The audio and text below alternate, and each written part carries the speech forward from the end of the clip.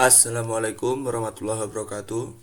Hari ini saya ingin membahas sedikit tentang turunan beserta aplikasinya di ekonomi.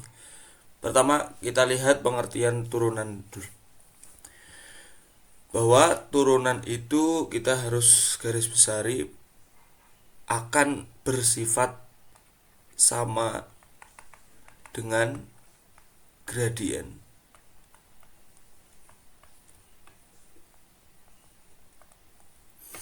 Nah, di sini kalau kita punya sebuah garis seperti di pertemuan pertama, nah misal garis Y sama dengan Fx, maka ketika kita punya dua titik, satu, dua, di sini saya punya misal X1 Y1 dan di sini X2 Y2, maka gradien dari garis ini dapat dinyatakan menjadi Y2 min Y1 per X2 min X1. Nah, sebenarnya coba kita lihat sekali lagi, rumus ini menandakan apa sih? Y2 min Y1 ini secara tidak langsung dapat kita artikan sebagai selisih dari 2Y yang ada di dua titik ini. X2 min X1 begitu juga dia adalah selisih dari X-nya. Sehingga kita dapat nyatakan Y2 min Y1 itu adalah delta Y dan X2 min X1 adalah delta X. Nah, bagi yang belum familiar dengan delta, ini bisa kita artikan dengan selisih antara yang baru dikurangi yang lama. Namun dalam kasus ini, X1 dan X2 itu boleh diubah urutannya, tidak ada masalah.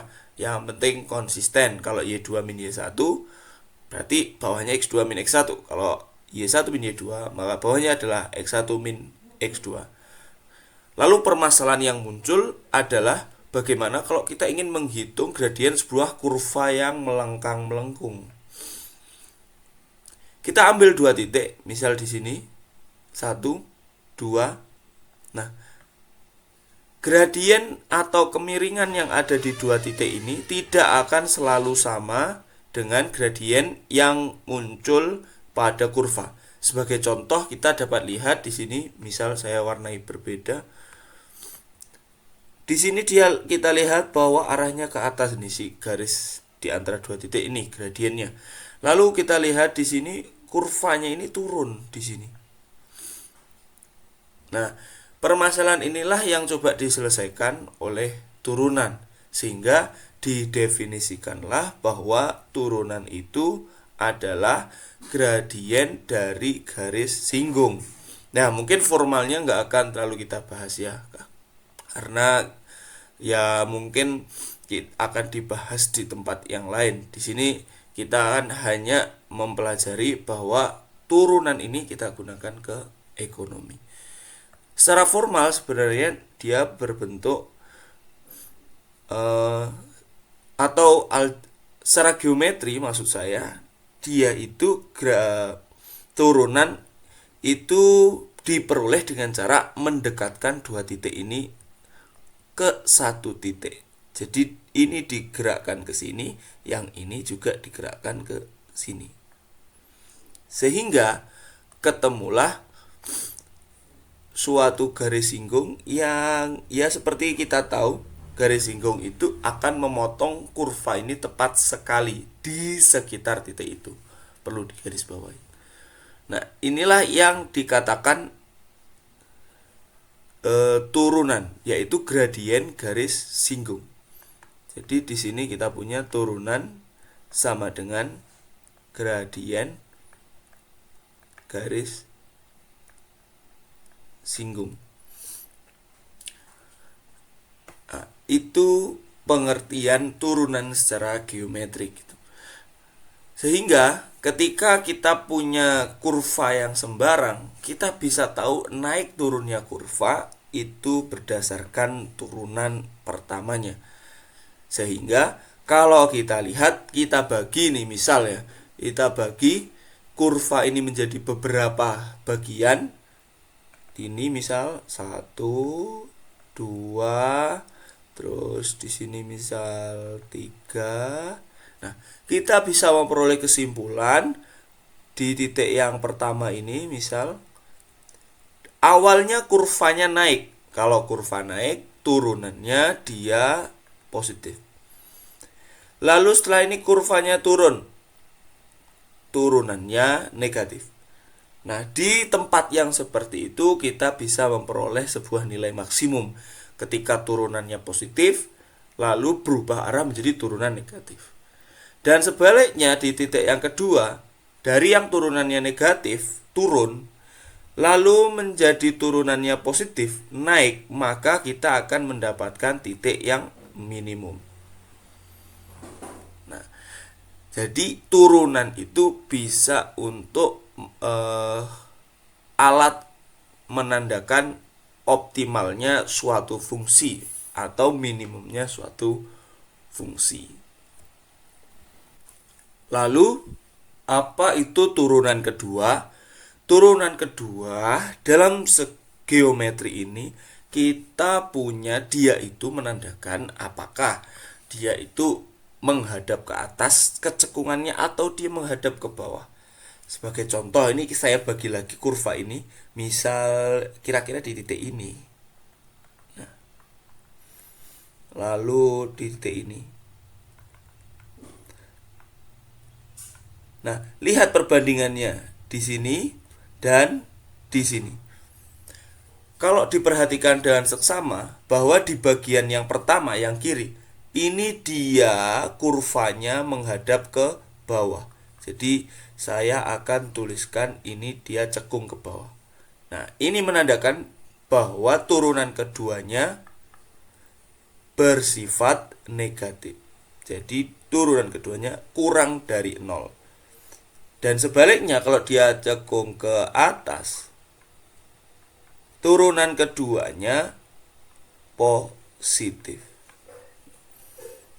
Artinya di sini jelas sekali bahwa maksimum itu akan terjadi di kecekungan yang negatif. Jadi harus menghadap ke bawah ya kalau titik itu maksimum. Tidak mungkin titik maksimum dia berada di kecekungan yang positif. Lalu selanjutnya ngitungnya gimana sih? Oke. Ya tentu di SMA kalian sudah pernah mendapatkan tentang turunan. Nah, sekarang kita coba ulas kembali. Kita ulang kembali bahwa rumus dari turunan xn itu ketika diturunkan dia akan berubah menjadi n kali x pangkat n min 1. Nah, coba rumus ini kita terapkan ke beberapa contoh yang sederhana. Misal x kuadrat, maka dia akan menjadi 2 kali x pangkat 2 min 1 atau 2 kali x. Contoh lagi, misal x pangkat 3, maka ketika diturunkan dia akan menjadi 3 kali x pangkat 3 min 1 atau 3x kuadrat. Nah, mungkin yang perlu digarisbawahi, yang perlu sedikit trik ketika kita bertemu dengan turunan misal seper x pangkat 3. Nah, bagaimana ini? Seper x pangkat 3. Kalau kita balik lagi ke pertemuan pertama, tentu ini kita bisa mengubahnya menjadi pangkat negatif x pangkat min 3. Sehingga turunannya bisa menggunakan rumus yang awal tadi, yaitu min 3 kali x pangkat min 3 min 1 atau min 3 kali x pangkat min 4. Nah, ini tentunya sama dengan min 3 kali seper x pangkat 4. Lalu kalau bentuk akar seperti apa? Misal akar 3 dari X kuadrat diturunkan jadi apa ini? Di sini akar itu artinya pangkatnya berupa pecahan. Jadi dia X pangkat 2/3. Sehingga kalau diturunkan akan menjadi 2/3 kali X pangkat 2/3 min 1. Jadi 2/3 X pangkat min 1/3. Ya, ini tinggal dipakai rumus ya sebelumnya ya. Ini dijadikan pecahan. Nah, itu beberapa aturan turunan yang bisa diperoleh dari X pangkat. Lalu gimana kalau kita punya dua fungsi yang bentuknya pecahan atau yang bentuknya perkalian? Sebagai contoh, misal saya punya fungsi UX di mana UX ini adalah perkalian dari Fx kali Gx. Kalau bentuk perkalian seperti ini, kita punya rumus yang lain, yaitu bentuknya U aksen X, artinya turunan dari UX, itu adalah F aksen X turunan dari Fx kali Gx ditambah Fx kali turunan dari Gx. Jadi F aksen Gx tambah Fx kali G aksen X. Sebagai contoh, misal di sini saya punya turunan dari X pangkat 3 kali X pangkat 2. Nah, kalau diturunkan dia jadi apa? X pangkat 3 kali X pangkat 2 diturunkan, artinya F aksen X itu adalah turunan dari yang salah satu. Misal X pangkat 3, dia akan menjadi 3X kuadrat kali X kuadrat ditambah gantian yang diturunkan X pangkat 3-nya tetap, X kuadratnya diturunkan. Jadi 2X. Maka di sini akan kita peroleh 3 kali X pangkat 4 ditambah 2 kali X pangkat 4. Jadinya adalah 5X pangkat 4. Nah, kalau kita lihat seperti ini, apakah sama dengan cara yang tadi? Nah, ini kan bisa kita kalikan menjadi X pangkat 5. X pangkat 5 ini kalau kita turunkan, dia akan menjadi 5X pangkat 4 berdasarkan aturan yang pertama tadi. Artinya hasilnya sama saja kan. Nah, jadi aturan perkalian ini biasanya kalau bentuknya bisa dikalikan ya dikalikan, tapi yang nggak bisa dikalikan baru pakai aturan perkalian ini biar lebih singkat.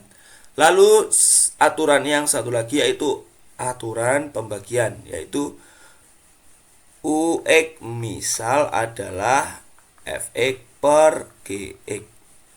Nah, di sini U aksen X dia akan menjadi, kalau saya ngafalinnya, Gx-nya saya kuadratkan dulu, lalu Gx ini tidak diturunkan. Yang pertama F-nya diturunkan, F aksen X, lalu min dibalik, sekarang Gx-nya diturunkan, G aksen X, F X.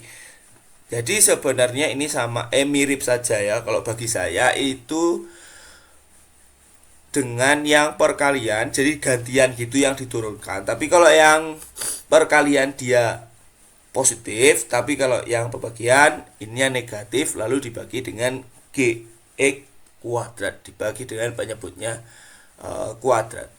Sebagai contoh, misal yang 1/X pangkat 3. 1 per X pangkat 3. Kalau diturunkan dengan model seperti ini, 1 per X pangkat 3. Artinya ini adalah Gx-nya, sedangkan yang ini adalah Fx-nya. Jadi apa kalau diturunkan? Pertama Gx dulu, artinya X pangkat 3. Lalu turunan dari Fx, Fx-nya 1. Nah, 1 kalau diturunkan, diingat-ingat lagi, dia konstan kan? Artinya turunannya 0. Kalau kalian menggambar fungsi konstan, bentuknya seperti ini kan? Jadi gradiennya 0. Lalu min G aksen X di sini apa? Di X pangkat 3 diturunkan jadi 3X kuadrat kali Fx. Fx-nya 1 per Gx kuadrat. X pangkat 3 kuadrat. Nah, di sini berarti akan menjadi, ini kali 0 ya, jadi 0 min 3X kuadrat per X pangkat 6. Jadi ini X kuadrat dengan X pangkat 6 boleh kita coret. Pangkatnya menjadi 4 yang bawah. Min 3 per X pangkat 4. Nah, kalian bisa lihat ini mereka hasilnya sama saja. Itu. Jadi terserah. Kalau paling mudah tentu pakai cara yang pertama. Tapi kalau misal ketemu bentuk yang susah, misal kayak begini, 2x plus 1 per x kuadrat plus 2. Nah, tentu turunan ini wajib menggunakan aturan pembagian. Sekarang yuk coba kita hitung turunan dari sebuah fungsi. Misal di sini saya punya Fx sama dengan x kuadrat. Kalau masih ingat, semoga ingat. Fx sama dengan x kuadrat itu kemarin gambar grafiknya seperti ini. Ini.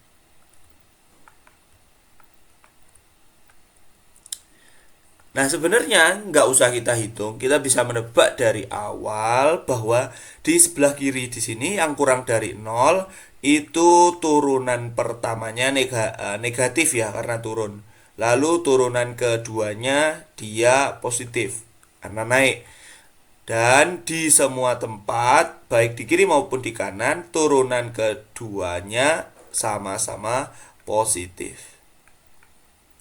Nah, coba kita hitung. Kalau kita nggak diketahui nih gambarnya, dari perhitungan aljabar gimana kita bisa menyimpulkan ini?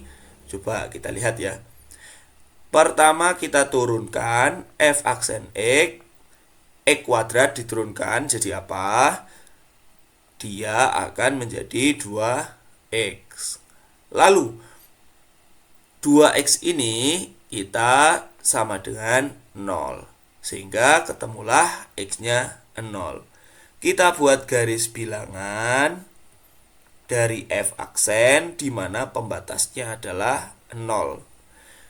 Kalau kalian masukkan 1 di sini, di 2X ini, ketemunya adalah 2. Sehingga itu menandakan positif.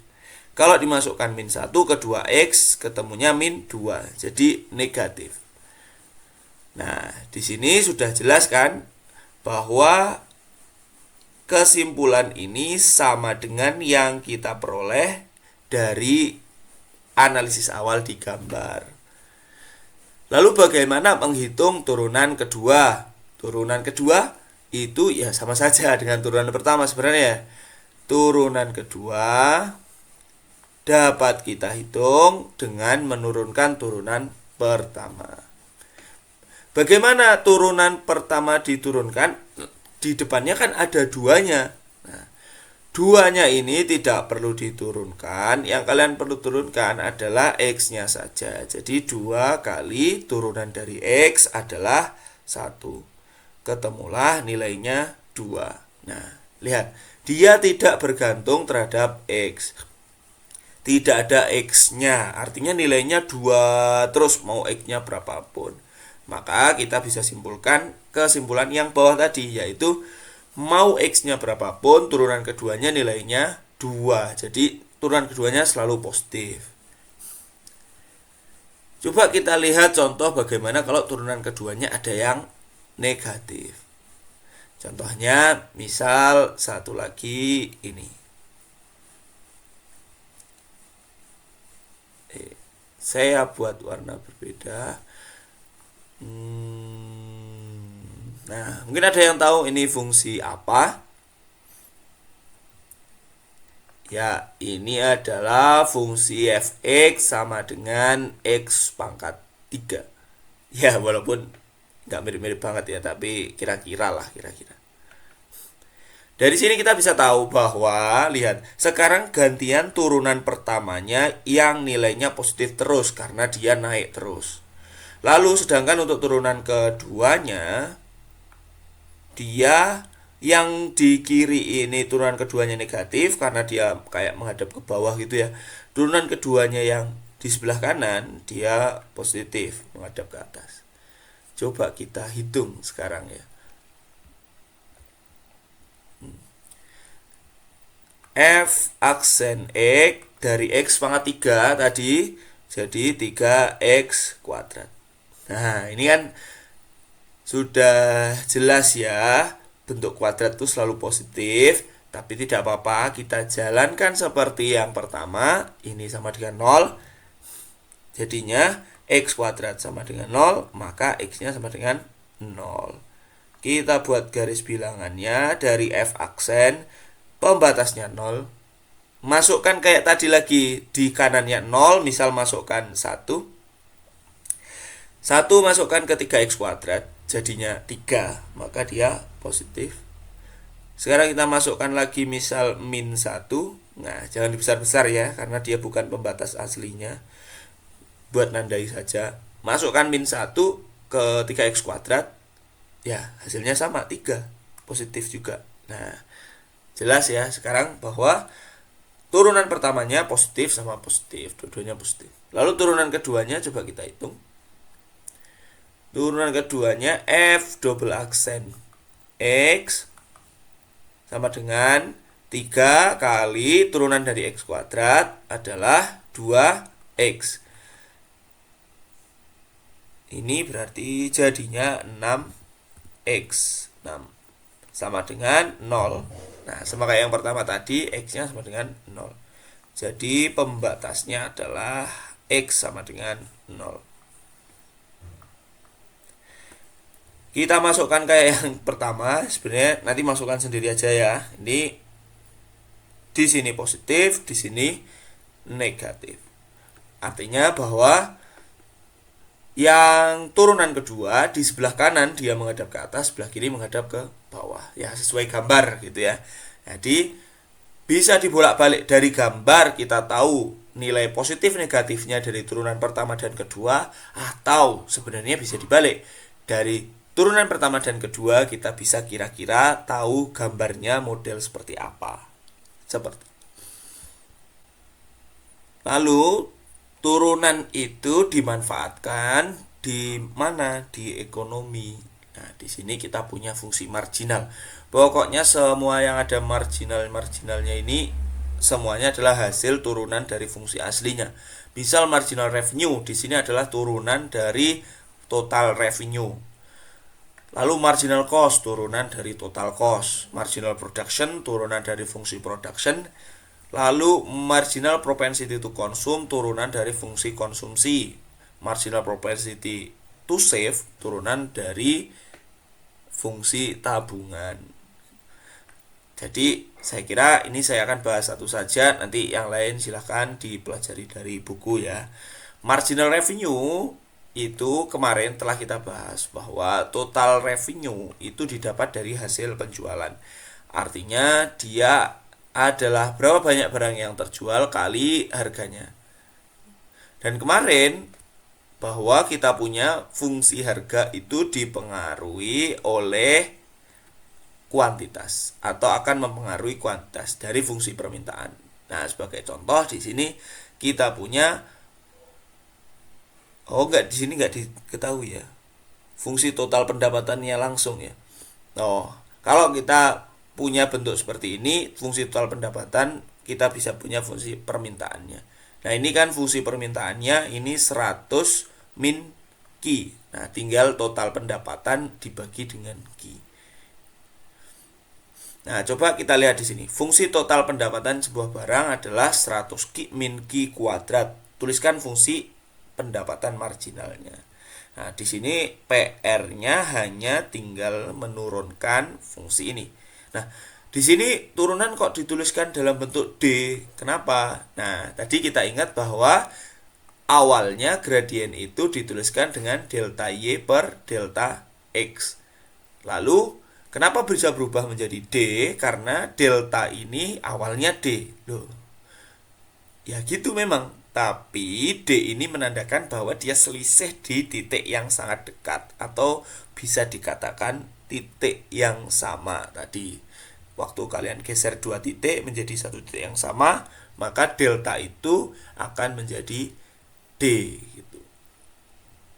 Artinya sama saja dengan turunan gitu ya. Jadi di sini turunan dari TR itu apa?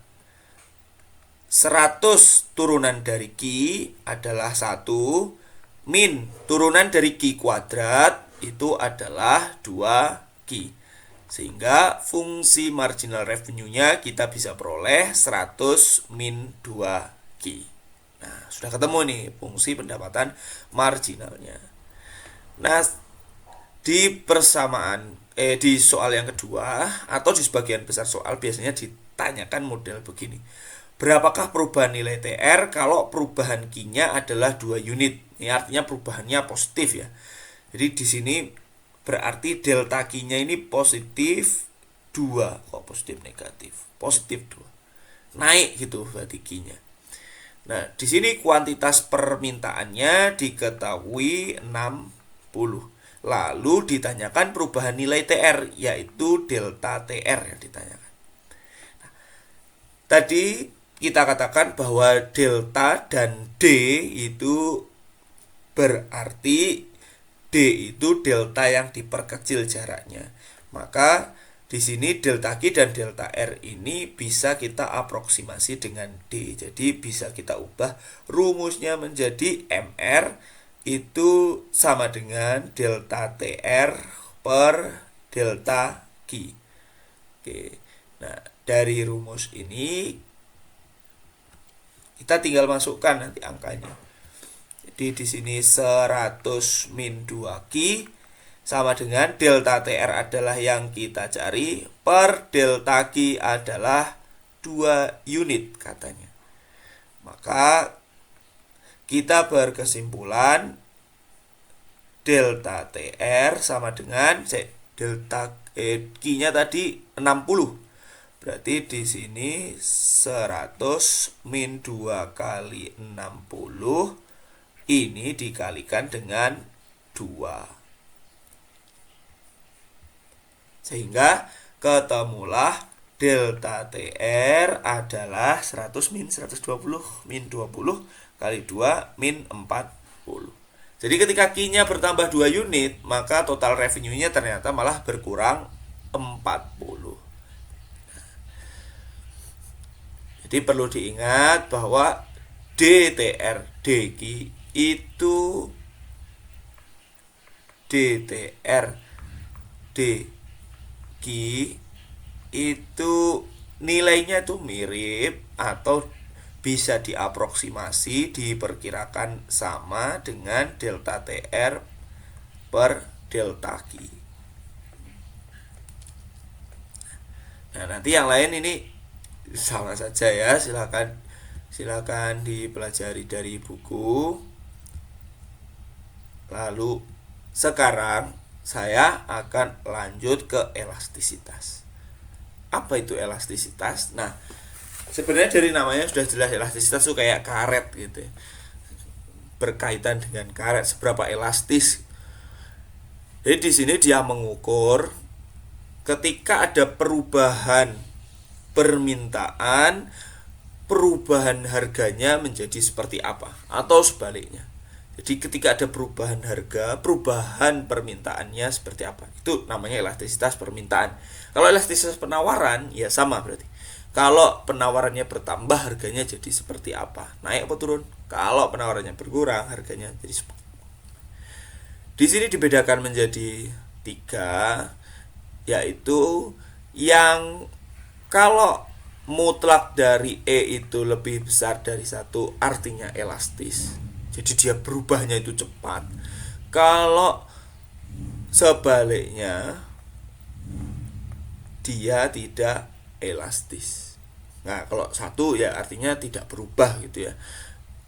Mau Q-nya mau P-nya apa namanya sebanding gitu. Pas gitu kalau sama dengan satu. Perubahan Q ternyata sebanding dengan perubahan P. Nah, kalau lebih besar dari satu ini disebut elastis. Nah, kalau di sini inelastis atau tidak elastis. Nah, coba kita lihat, kita simpulkan. Misal yang di sini ada fungsi permintaan dari barang seperti ini.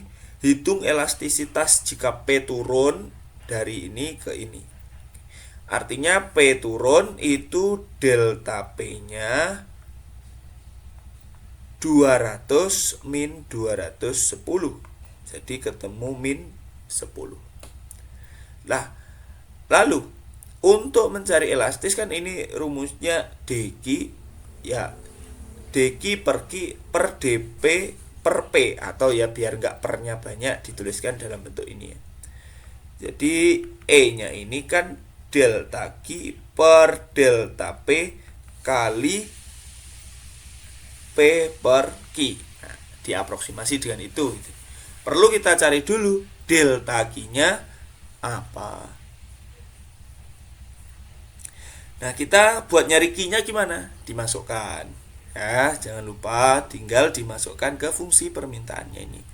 Misal ketika P-nya 210, berapa Q-nya?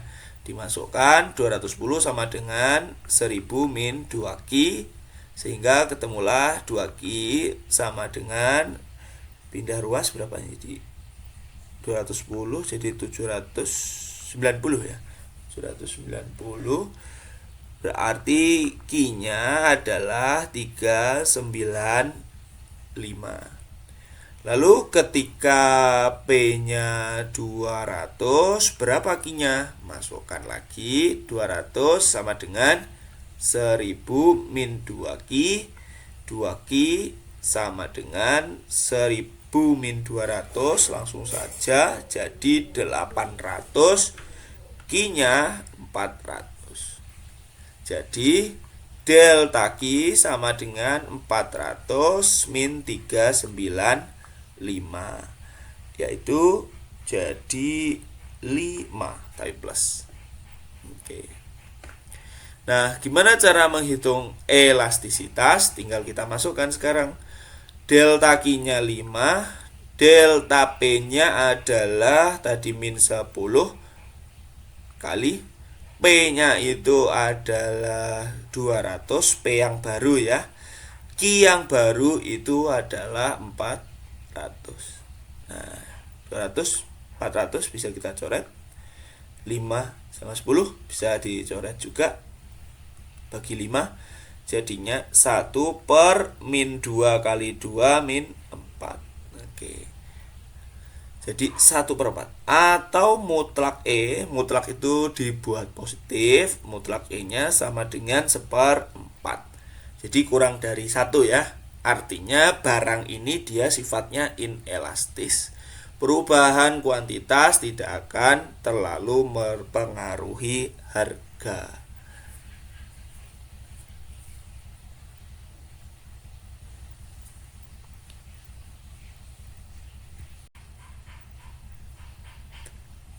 Di awal telah kita katakan bahwa turunan itu bisa digunakan untuk optimisasi fungsi atau memaksimalkan atau meminimumkan.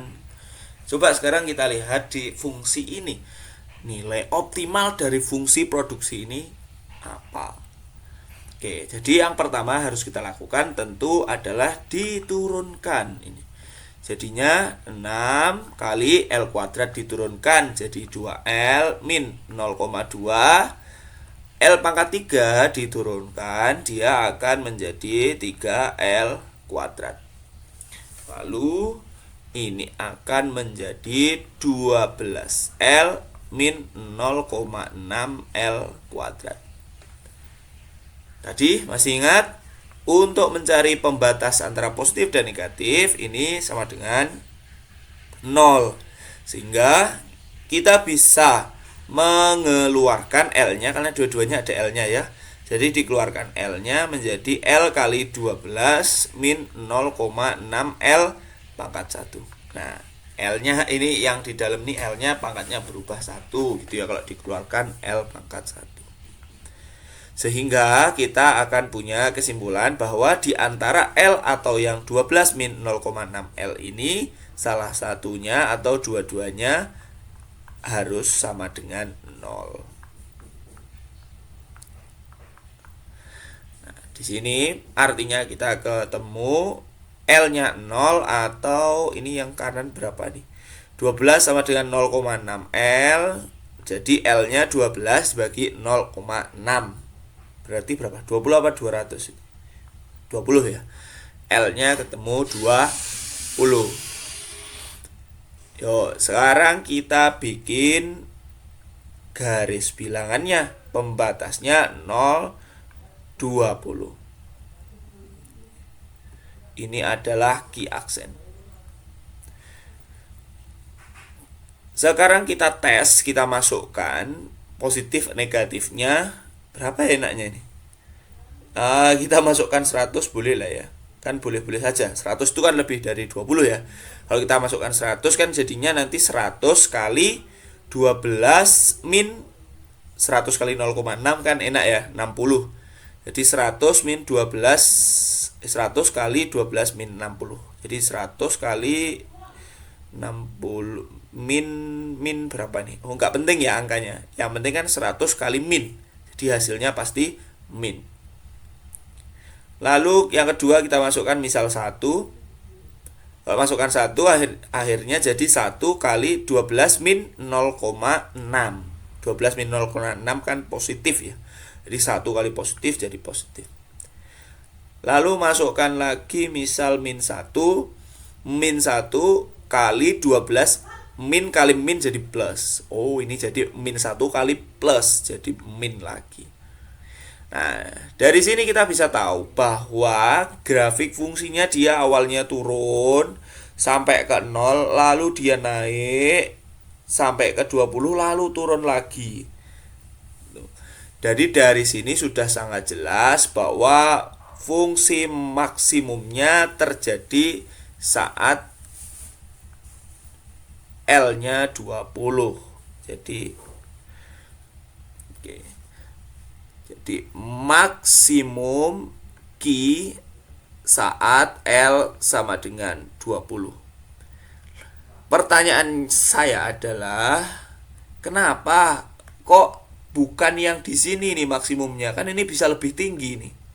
Karena dia turun kan di sini bisa lebih tinggi. Jadi kita harus perhatikan ini fungsi apa. Di sini kan Q, fungsi produksi. Jadi kita bisa sebenarnya potong sampai 0 saja. Agak aneh kan kalau dibilang produksinya itu negatif.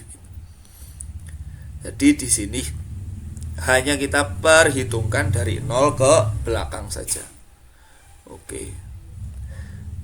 Sekarang apakah ini sudah selesai? Tentu jawabannya belum. Karena yang ditanya output produksinya. Jadi kita masukkan 20 ini ke mana? Ke key aksen atau ke key? Kita masukkan ke key. Key sama dengan 6L kuadrat. Berarti 20 kuadrat min 0,2 20 pangkat 3. Berapa nih berarti ya?